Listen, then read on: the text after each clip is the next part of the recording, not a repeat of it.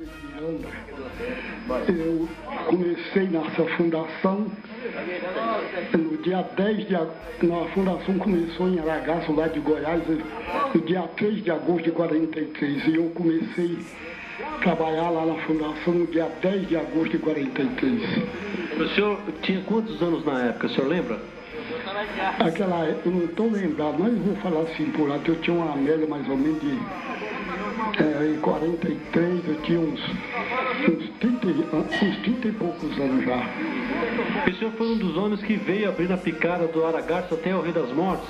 Vinha até o Moia-Pelego, até perto daquela mata do Pindaíba. No Moia-Pelego eu fui carregar uma banda de uma vaca, nós ia arrancando toco pela raiz. Aí mataram uma vaca lá, arredado do acampamento, 3 quilômetros, fui carregar essa banda de vaca, lá me arrebentei, fui pro Rio. Lá eu fiquei 1 ano e 5 meses. Estava internado lá, sem tomar remédio, só para criar sangue, estava sem sangue. Acabou todo o sangue do meu corpo. Aí fiquei lá e como foi, depois que eu cheguei de lá, deixa eu ver, não, foi antes que eu vim nessa estrada, que aí eu fui sair da estrada, fui transferido para cá, no dia 5 de maio de 47. Aqui eu fiquei aqui, até aí, trabalhei aqui do dia 5 até no tempo que me aposentei, em 76. E qual era o trabalho que o senhor fazia? Qual que era a profissão do senhor? Minha profissão aqui mexia com a olereira. Eu era lanceador de tijolo e teia. Depois eu fui guarda-campo 6 anos. Depois de guarda-campo eu fui trabalhar na oficina mecânica. Quando eu saí da oficina foi o tempo que a fundação acabou.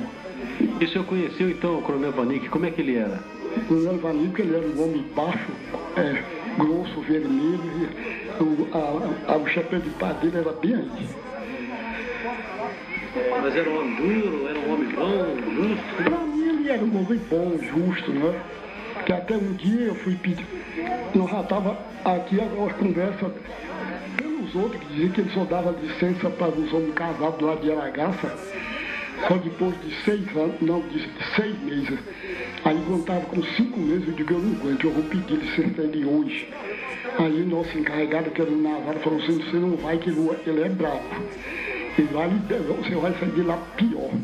E nada, vai vou lá. Porque lá está com um homem educado, ele não vai falar comigo com estupidez, eu não vou falar com ele com estupidez. Aí eu vim, cheguei, bati palma, ele saiu aí na porta, eu falei, Coronel, eu quero uma licença para ir em casa, em Aragaço. Ele falou, quantos meses faz que você já está aqui? Eu digo, já tem 5 meses. Ele disse, fala lá com o Joaquim Nunes para te dar aqui. Então, o avião chega amanhã, falou, me recebeu com a maior delicadeza. Aí eu peguei a ficha e fui para a Barra. E como é que era a vida dele aqui? Como é que ele se dirigia às pessoas? Como é que era isso? Para lhe informar, as pessoas que dirigiam a ele, sempre ele recebia direto. Só que aqui ocorreu uma notícia e eu cheguei a alcançar. Tinha muita banana, muita mamão, disse que aí o coronel, não, que é o doutor Roxo, falava com ele. Coronel, pega essas bananas que aí quase descendo, bota na cozinha lá para os trabalhadores, lá para o funcionário. Eu digo, não, se o funcionário não sabe o que é fruta não, ele diz, conheça, aqui é comer piranha do Araguaia. Que corria. Aí nós ficávamos, aí eu vi um monte de fruta bem ali, um monte ali, ó, de banana, mamão, que eles mandavam o velho João Gaúcho pegar lá. Mas não dá pra nós, só isso que eu vi correr dele, mas assim de presença pra gente ele. Agora outra coisa, todo fim de semana quase ele fazia churrasco aí, o doutor Roxo falava com ele, coronel, chama nossos funcionários para participar junto conosco. Aí ele dizia, não, esses bacharagóis não sabem o que é churrasco, não. Era desse jeito, assim ele disse que ele falava, eu mesmo vi ele. Não percebi o que ele falava. E esse trabalho de abrir essa estrada do Aragarças até aqui era muito cansativo, muito difícil? Como é que é? Era difícil, essa aí era. O senhor já pensou topar uma árvore do jeito desse pé de cedro aí? pescava ao redor do pé dele até topar a última raiz, que desce por cento e cortar e ela virar e depois pica ela miúdo para tirar do meio da estrada, é duro. Agora madeira pequena não, essa era fácil, né, no instante. Uma vez nós topava já tubazão, nós batia às vezes meio-dia para arrancar ele, ou aliás o dia inteiro. Era muito duro. E aí, o senhor chegava a navegar nesse rio, pescar, com o coronel, com a turma aí, como é que é? Nós pescava sempre a nossa turma, eu juntava ali, se pescava até no dia 26, voltava. Ele recomendava para nós não pisar do lado de lá, porque era perigoso os índios matar a gente. Isso ele teve sempre cuidado conosco. E teve algum caso assim com o índio, que o senhor lembra? Algum fato assim que aconteceu?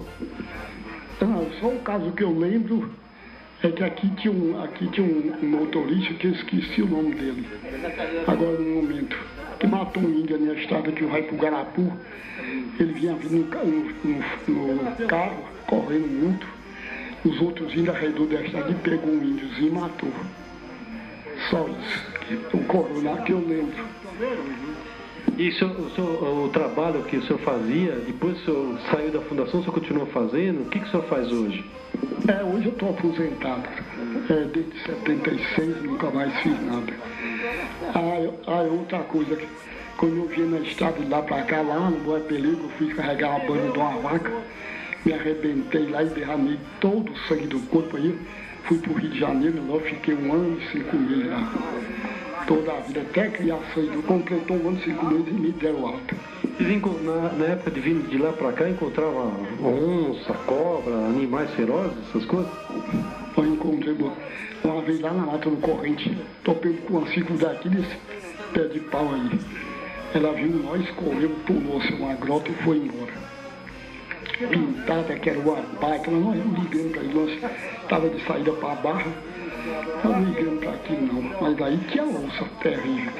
Uma vez quando nós chegamos no peixe da mata do Corrente, logo na entrada tinha uma lagoa assim, aí entrou um maranhão repulando canudo, ele entrou de pareia comigo, nós dois roçando, a água estava aqui, quando a água deu bem aqui, o sicuri jogou o bote no velho canudo e ela parou ele com a foice, cortou o gogó dele assim, ficou agarrado só no couro.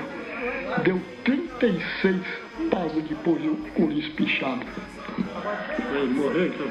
Morreu, só deu uma foiçada nele, foi só uma vez. Tava com o mateiro velho na barriga, que era um baita do mateiro. O senhor estava só os dois lá?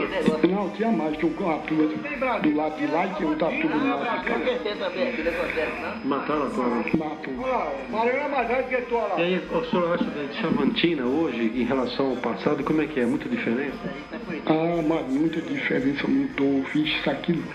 Aqui só tinha essas casas aí assim, ó, até ali. Mais nada aqui.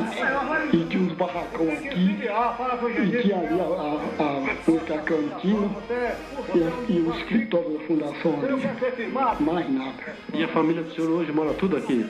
Aqui eu casei aqui, meus filhos nasceram aqui, tá tudo criado. Agora nós estamos tudo aí já velho. A esposa foi agora essa semana. Quinta-feira foi pra Canadá, foi plantar os filhos. O senhor está com quantos anos hoje? Eu estou com 77 anos. E vai dobrar a idade, né? Será, rapaz?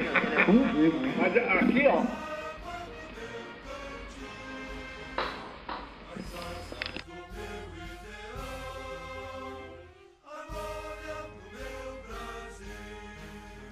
Você sabe de onde